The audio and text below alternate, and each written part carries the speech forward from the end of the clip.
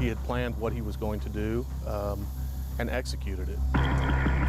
On April 15th, 1994, a killer armed with a shotgun snuck down this hill. He ran down, but he had to cut across. It was the middle of the day. The neighborhood was violent and drug-infested. It's suspected that the two victims were using drugs, specifically crack cocaine. The killer simply walked up and unloaded. He then shot the shotgun several times. Eyewitnesses say the gunman calmly walked away. 2 men died at the scene. It's hard finding witnesses who aren't still intimidated. Within 6 hours, 17-year-old LaMonte McIntyre was arrested. The jury convicted him of the double murder. That was 23 years ago. LaMonte McIntyre has spent more than half of his life in prison. I don't have faith in the process. I don't have faith in the process at all. I got faith in the truth. Here's the truth according to McIntyre's defense team. There is no physical evidence that ties him to this murder. McIntyre has an alibi. He didn't even know the victims, so there is no motive. The only clear connection the defense team can find is the detective Roger Golubski. More on him in a moment. At certain moments of your life, darkest moments of your life, God will send somebody your way to help you out. McIntyre views his legal team as that divine intervention. This was a slapdash investigation. In fact, I don't even think the word investigation applies. An Innocence Project decided to give this case another look. A former detective reviewed the file. He produced a brutal 18-page affidavit.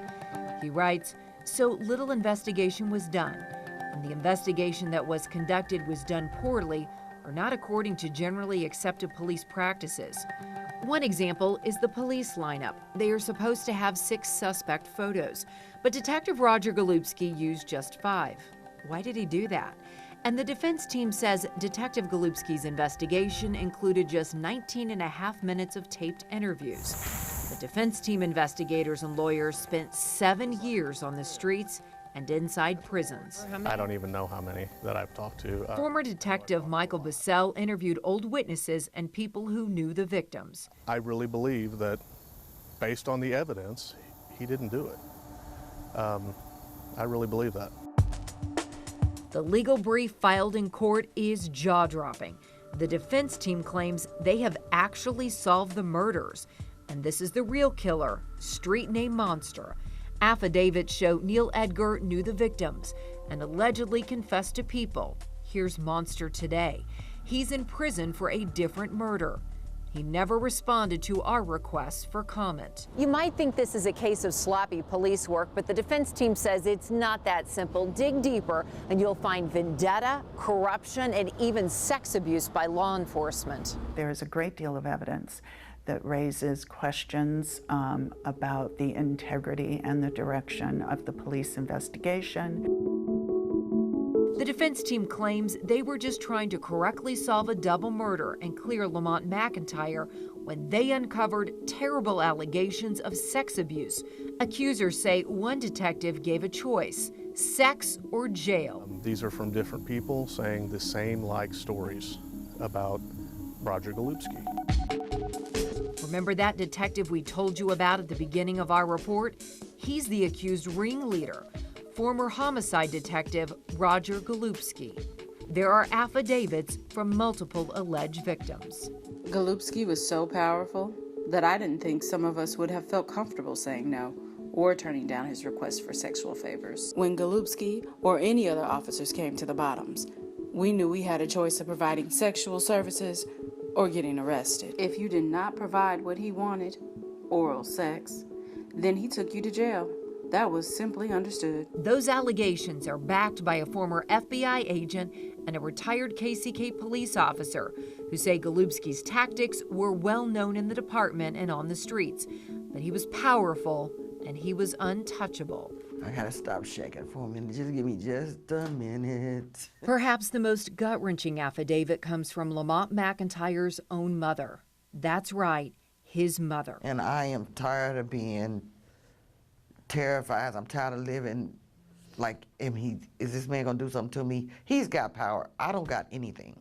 I ain't got nothing. Rosie McIntyre claims to be one of the victims of Golubski's alleged sexual abuse, and that it happened inside the police station years before that double murder. I've been holding this in for a long time by myself. She says to escape further sexual extortion, she changed her phone number and even moved.